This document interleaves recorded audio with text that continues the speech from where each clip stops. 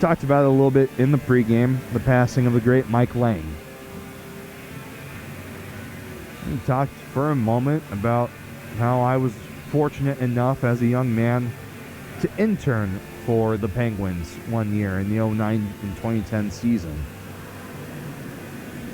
Lange got to be at the arena. I got to be in the studio. But I kind of got to have a little bit of an interesting view on hockey broadcasting, listening to Lange speak. Whether it was with his broadcast partner, Phil Bourque, or with the broadcast engineer, the late, great Ray Walker. Mike Lange always handled himself with such class and professionalism. Even if there was the chance no one was listening, Mike Lange didn't care. He felt it was his duty to represent not only himself, but the Penguins, the NHL, and the sport of hockey well.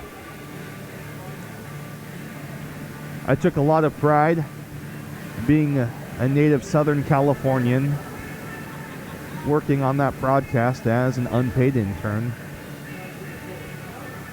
listening to Mike Lange, a native of Sacramento, another Californian.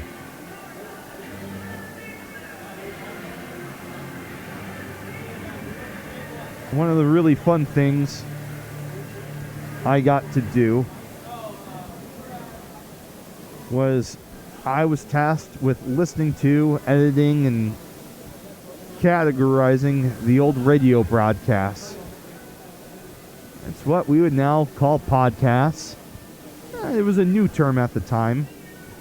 At the time, it was kind of an online streaming station for the Pittsburgh Penguins. And they would play old games and have highlights and all these fun things.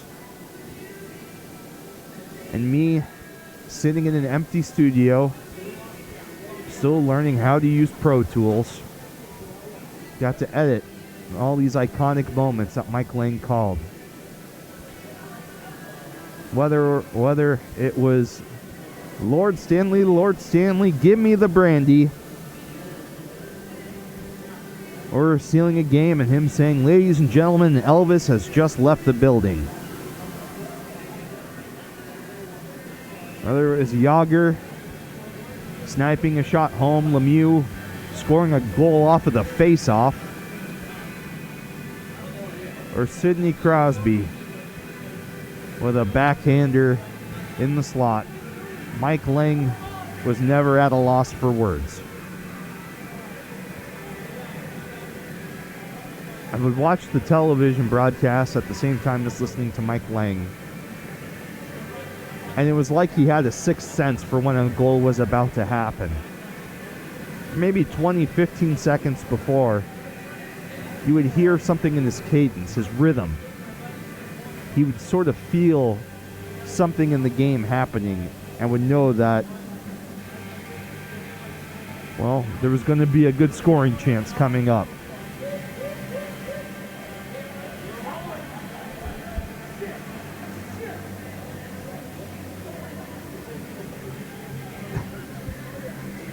In the 1992 Stanley Cup Final, in Game 1, Mario Lemieux scored a goal.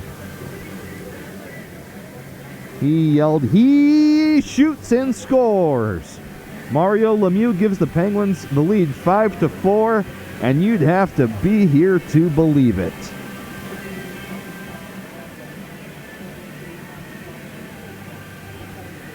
Or maybe it was him being stunned that goaltender Ron Hextall was chasing Rob Brown around the ice. Or maybe all those vicious battles in the 80s and 90s where big guys prowled about the ice like panthers looking for their prey. And he'd say things like, oh, he beat him like a rented mule. Or maybe a goaltender couldn't figure out how to stop a wrist shot from Evgeny Malkin, and he'd say that goaltender didn't know whether to cry or wind his watch.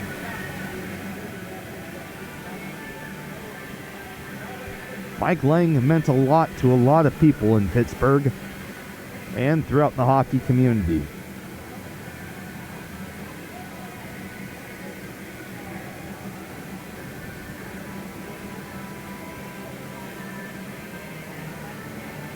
I'm just a guy doing junior hockey.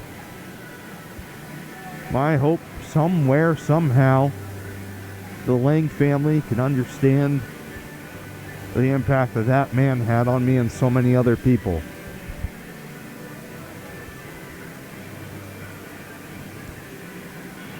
He was beloved by so many.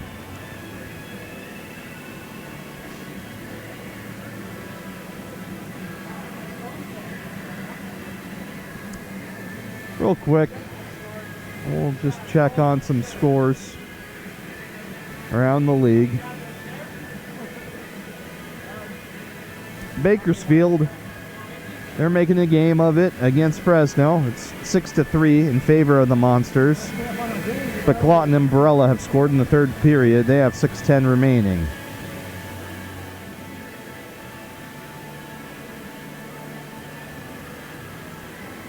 Former Viking Jet McCullum, he just scored. He gives the Oilers a 4-0 lead over the Colorado Fighting Elk.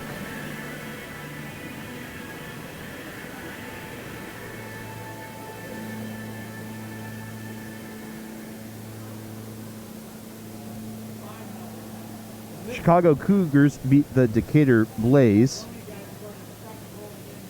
4-1.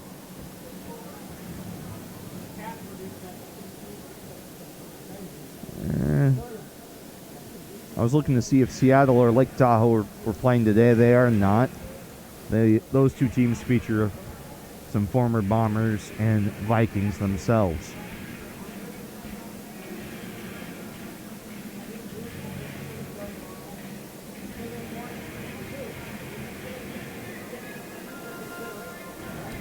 One of the fun things about Mike Lange was sometimes he would surprise everybody, or he'd even celebrate a Jaromir Jagr goal by announcing the goal in Czech, Jagr's native language. Jagr, always the sort of charismatic jet setter of the hockey world, speaks great English. I think even he appreciated how clever Mike Lange could be with that one.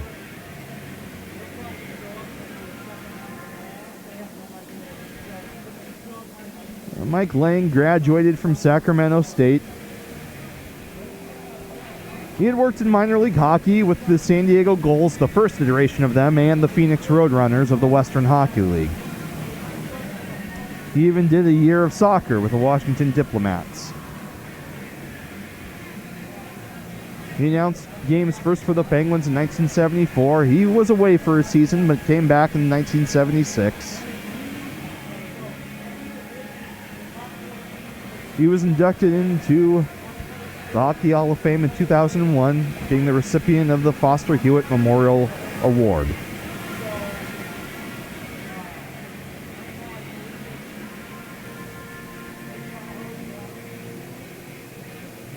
He did simulcast for years and years for the Penguins, and then in 2006, the Fox Sports affiliate in Pittsburgh decided they wanted Paul Steigerwald on TV.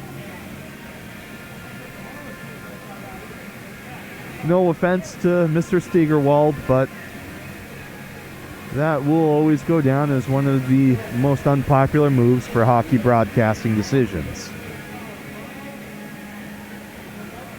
Lange stayed on the radio.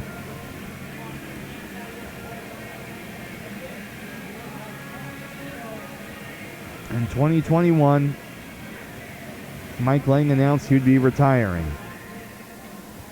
He finished out his career with the Penguins, and although he hasn't called a game in a few years for Pittsburgh, he has left an extraordinary mark on the city. The kind of mark that's left by someone like Bill Mazeroski or Roberto Clemente. like Franco Harris or Terry Bradshaw. Or even for the Pittsburgh loyalists, even a hometown kid like Dan Marino.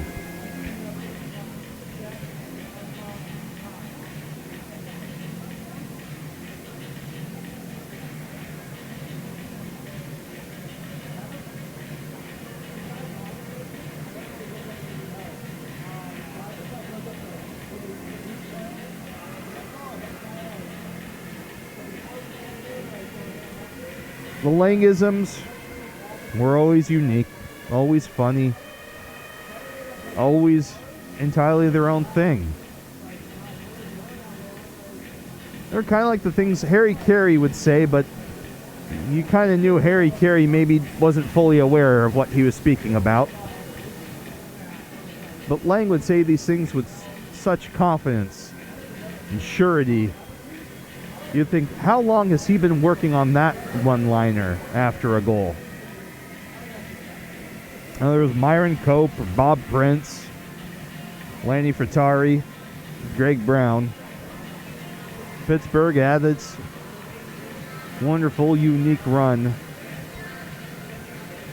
of the most colorful play-by-play men.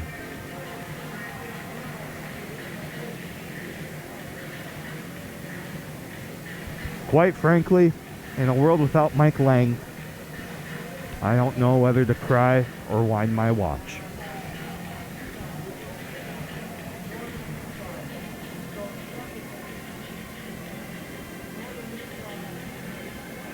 For anyone who bared with me through that, I appreciate it. I'll leave you with one last anecdote. It was the first time I got to be the board operator on a live radio broadcast. Ray Walker told me time and time again, do not cut to the commercial too early. Let Lange throw to you. I was so nervous, so jittery as a 20-year-old. I threw the commercial while Lange was still talking. During the commercial break, Mike Lange on the talk back said, Ray, did we go to commercial early on that one? And Ray kind of nudged his way in front of me to the microphone and said, sorry about that, Mike. Intern was jumpy. I'm sorry, he said the kid was jumpy. And Mike Lange, never the gentleman, said, well, young man, I appreciate your enthusiasm. Ventura leads here 1-0. I talked to the Long Beach coach before this game. He said Odorica is someone who he expects to see step up here for Long Beach and is excited for him. Now played into the slot. Backhand shot, score! Joe Lawrence!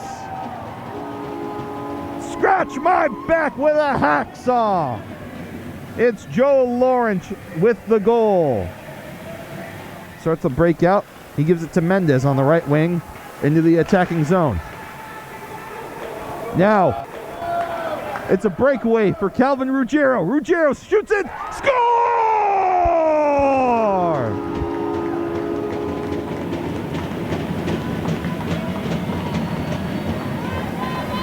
And Calvin Ruggiero is smiling like a butcher's dog,